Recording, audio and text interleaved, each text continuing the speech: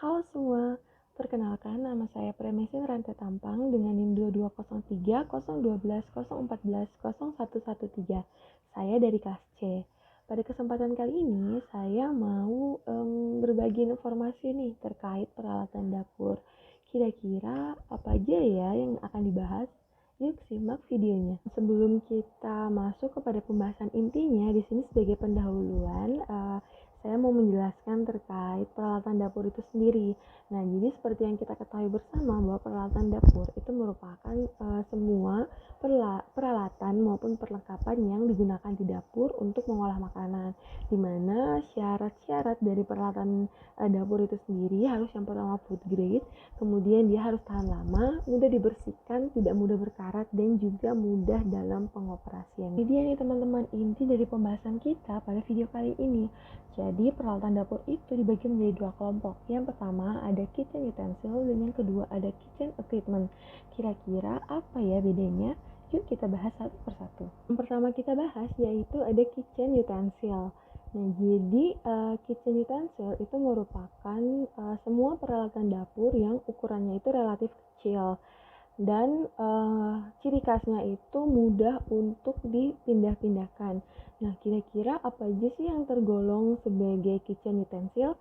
Yuk kita bahas lagi. Jadi untuk kitchen utensil itu ternyata dibagi lagi nih menjadi 3. Yang pertama yaitu ada alat persiapan, yang mana alat persiapan ini semua alat yang digunakan untuk mempersiapkan bahan-bahan sebelum diolah, yang mana dengan ciri khasnya itu alatnya itu belum terkena panas dari api itu sendiri. Kemudian yang kedua ada alat pengolahan. Nah, di mana untuk alat pengolahan ini itu adalah alat-alat yang digunakan dalam mengolah makanan. Dalam hal ini dengan diciri khaskan sebagai alat-alat yang langsung terkena panas dari kompor. Kemudian yang ketiga yaitu ada alat penyajian, di mana alat ini digunakan untuk menyajikan makanan yang sudah diolah sebelumnya. Nah, kemudian kita akan bahas satu persatu dari ketiga kelompok dari kitchen utensil. Nah, teman-teman, jadi pembahasan kita yang pertama yaitu terkait alat persiapan. Jadi nanti teman-teman bisa lihat di sebelah kiri video ini itu bakalan saya tampilkan gambar dari alat-alatnya. Nah, jadi yang pertama itu kita akan bahas terkait perpisauan. Jadi teman-teman, pisau itu ternyata banyak banget bentuknya dan banyak juga dari bentuk-bentuk itu memiliki fungsinya masing-masing. Nah, yang pertama di sini kita bisa lihat ada yang namanya paring knife. Jadi untuk paring knife, kalau teman-teman bisa lihat dari bentuknya, itu digunakan untuk sebagai pisau untuk mengupas. Kemudian ada butcher knife, dia digunakan untuk memotong daging ataupun unggas. Kemudian ada juga yang chopping knife, ini digunakan untuk mencincang bahan makanan.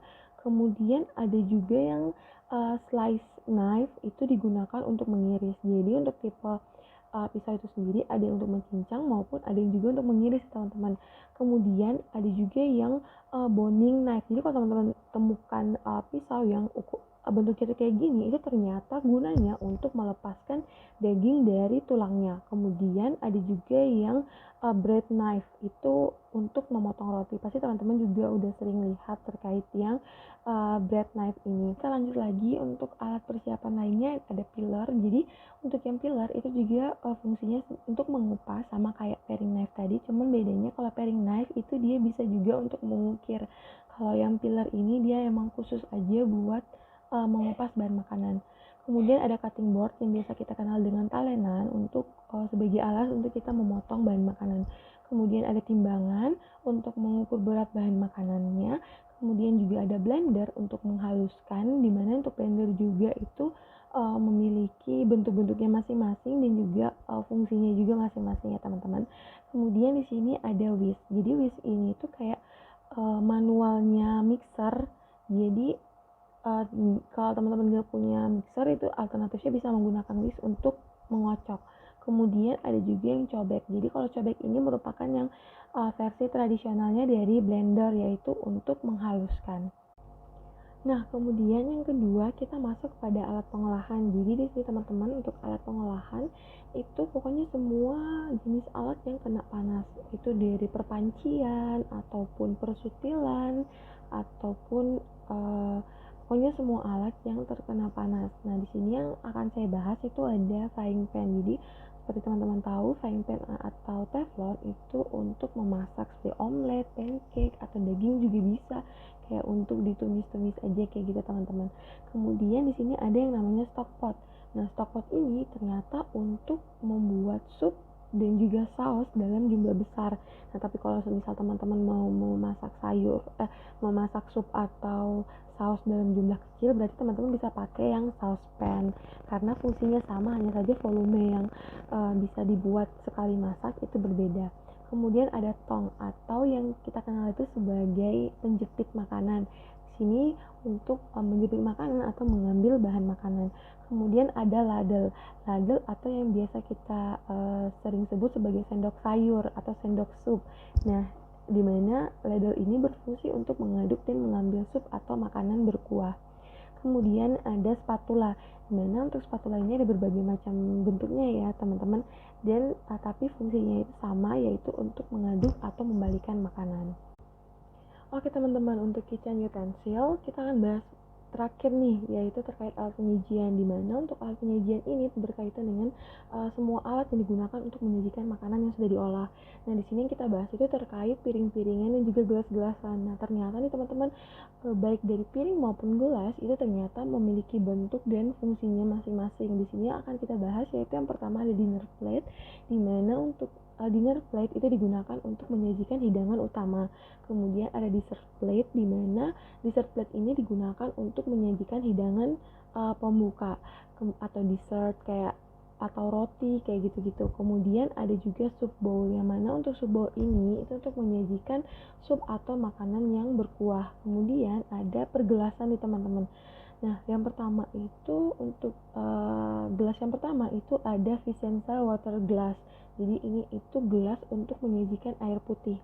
Kemudian ada juga Vicenza white wine glass yang dimana untuk menyajikan anggur putih. Kemudian ada yang terakhir, yaitu ada Vicenza cocktail glass yang untuk menyajikan koktail. Kemudian pembahasan kita yang kedua yaitu terkait kitchen equipment. Jadi kitchen equipment ini merupakan peralatan dapur yang digunakan, tapi dia itu berukurannya besar dan dia itu cenderung susah untuk dipindah-pindahkan, tidak semudah kitchen utensil. Nah, untuk pembahasannya cekidot. Oke teman-teman, jadi untuk pembahasan terakhir terkait kitchen equipment itu ada beberapa contoh yang bisa teman-teman lihat di samping. Pokoknya semua peralatan dapur yang tergolong besar dan susah dipindahkan itu akan masuk kepada kitchen equipment.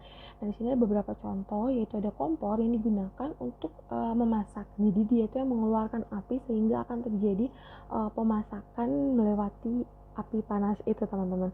Kemudian ada juga oven yang digunakan untuk memanggang makanan. Kemudian ada rice cooker untuk menanak nasi dengan cepat dan efisien. Dan ada juga kulkas yang digunakan sebagai tempat penyimpanan dan pengawetan dari bahan makanan, baik untuk makanan segar seperti daging, sayur, dan buah-buahan maupun bahan kering yang ingin dimasukkan ke dalam kulkas. Sekian informasi yang bisa saya sampaikan melalui video ini. Mohon maaf sebelumnya apabila dalam penyampaian video masih ada kekurangan. Semoga videonya bisa bermanfaat bagi teman-teman semua, dan sampai ketemu di video-video selanjutnya. Terima kasih.